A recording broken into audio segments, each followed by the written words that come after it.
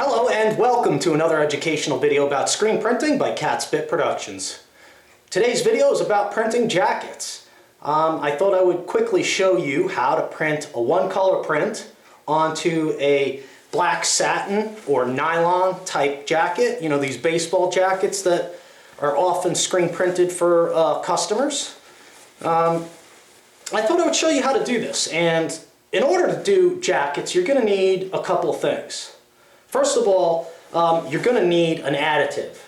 There is a catalyst that you add to plastisol ink so that it will bond to black satin or whatever color it is, doesn't matter, but satin baseball jackets, or you know, your classic windbreaker type jacket, which is a lot of nylon, you know, that plastic type of jacket, okay? So for a plastisol ink to bond to this and stay on there well, we need to add a little additive, a catalyst, okay? And I think a name brand is like Nylon, so you can like search for that. But you can get this through Screenprinting Superstore or one of my other vendors. You can get this type of nylon additive, okay, that will be a catalyst, and it helps the ink bond to the shirt or the jacket, actually. Okay, so the other thing you're going to need is a jacket pallet or a jacket hold down for an existing pallet you have.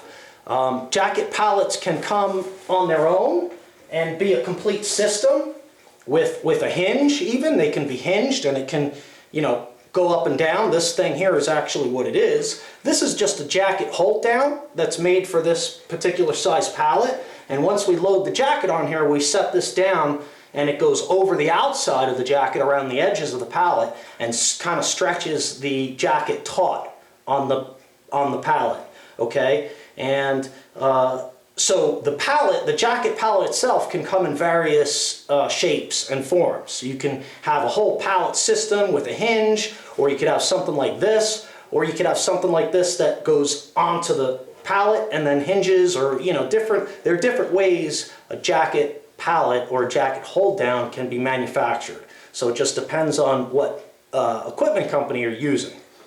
Now today I have an old pallet. It's very warped, so I'm not really able to control my off contact, but it's the only one that I have that'll fit this jacket hold down.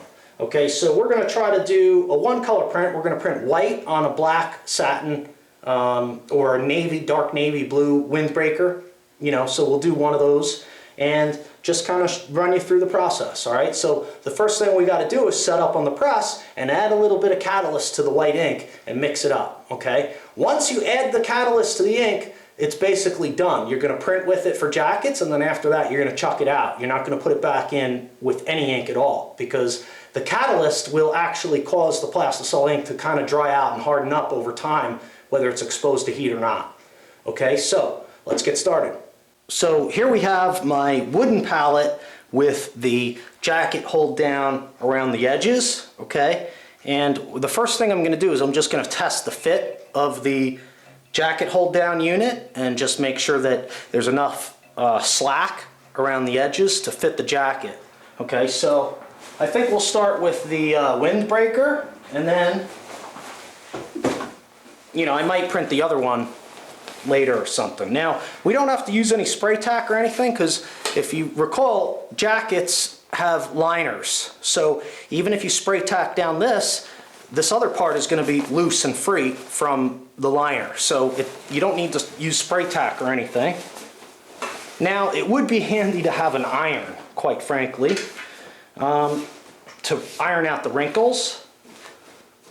So I don't know, I think I'm just gonna wing it, but we used to actually have an iron by the press. We had a little press that was dedicated for jackets, and it had a jacket pallet on it, and then there would be a little iron that we would have near that jacket, or near the press, the jacket press.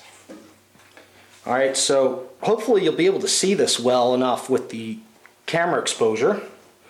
See that, how it kind of snugs it down? So it's not too bad. I'm going to try that again. Just try to get it maybe a little bit more taut, so to speak. And you can pull that looks good. That'll be fine. You can pull the jacket underneath to kind of stretch it out. Okay, and that's pretty good. Now I'll just check kind of where it's landing, make sure we're in the right spot. And I think I'll print it just a little bit lower. So we'll move, hopefully this won't mess up my shot too much. And we'll move this out just a little bit. Something like that should work. Okay, now I have the jacket set on here. Now this is an old sample jacket, so it's actually kind of dirty. The print area is okay, but the liner is a little grungy looking. So the next thing we have to do is actually mix a little catalyst into the ink I have. And I already have my squeegee and I have a little bit of ink. This screen I used for something else with white ink, it's fine. I hope the off contact is way high because I can't, my palette's warped. So I can't really adjust that because it's hitting on the edges. So we're gonna just try this and wing it. Sorry, I had to go grab a spatula. So we're just gonna add a little bit, and I forget what the actual instructions are. I'm just going on what I used to do years ago, okay? So you're gonna wanna check the instructions for Nylon and make sure you're doing the right ratio, but since we're just doing a little test thing today, it really doesn't matter. I'm just showing you the principle. Okay, so I added about so much catalyst to this much ink, and we'll mix it up. Whenever you're mixing on screen, make sure you don't poke your screen.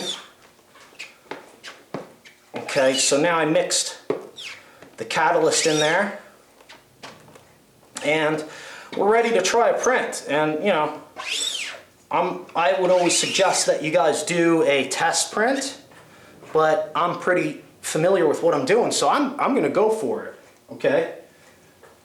And we can all laugh really hard if it comes out bad, okay?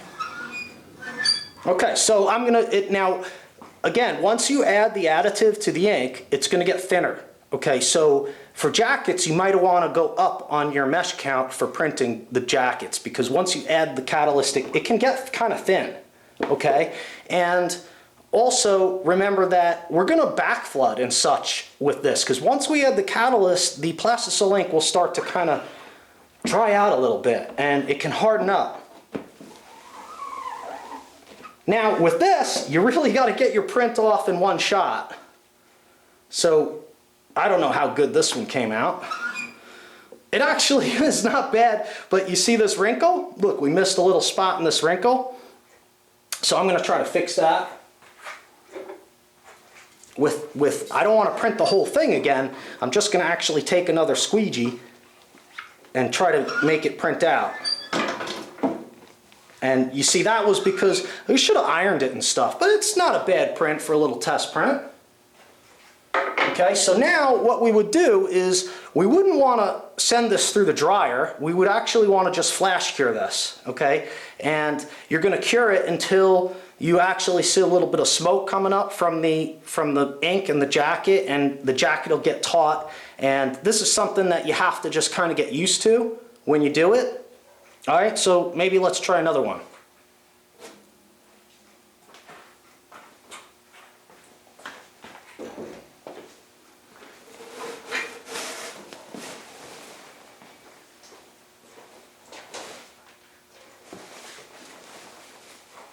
All right, so we're going to try one more. And, you know, it's probably, I should probably be using a higher mesh count for this, you know, but we're winging it. This jacket's a little dusty, and the iron would totally help. And I just didn't have the time to really set up an iron and, you know, since I'm not selling this product to anybody, and I got these jackets for free just to try them out. So, you know, I'm not too worried about the print. All right, so that's pretty good. I want to get it tight. I probably could make this hold down a little tighter, a little more snug. There, that's not bad. Now, before I do this last one,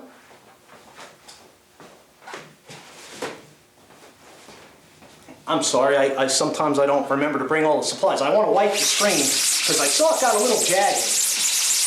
And I forgot to back flood it. But you should back flood it because it'll help keep the ink flowing. Okay, so let's try it again. I should have back flooded it, I forgot.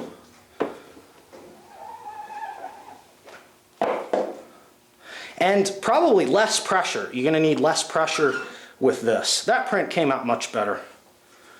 I got back in the groove on the first one, you know what I'm saying?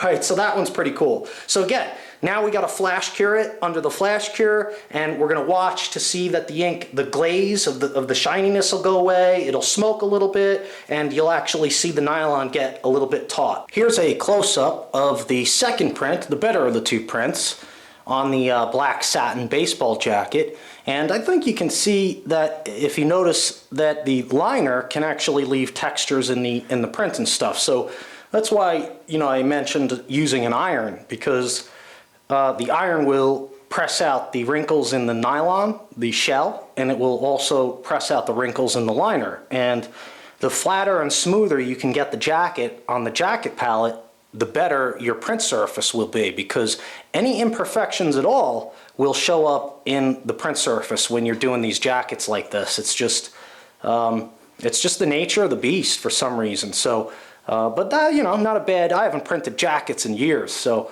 I don't often get to. Not many people order them out here in the 100-degree desert. So that was kind of fun. Yeah, it's been a long time since I've printed jackets, that's for sure. But as you can see, having the iron next to the press when you're working with jackets will help out a lot.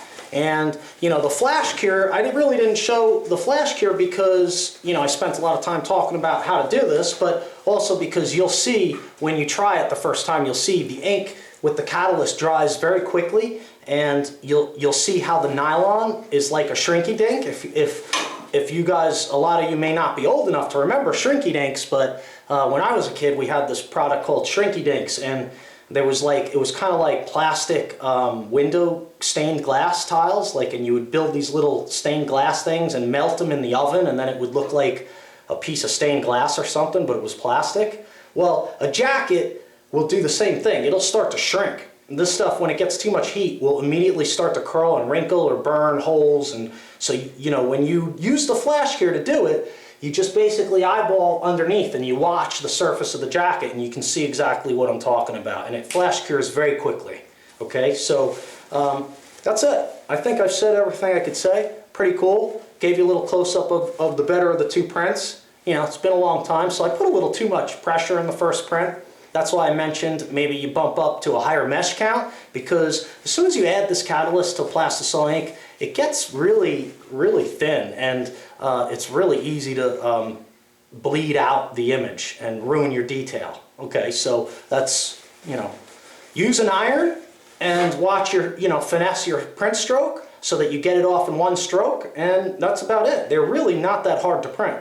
So, all right, so that was fun. I had fun doing that. It's, I think it's been like 10 years or something since I printed one of these, but that, you know, it was fun to share that with you. All right, so please remember, if you like what you see, comment below, rate, thumbs up, and please subscribe. I really appreciate your support. Thanks a lot for watching, and we'll see you next time.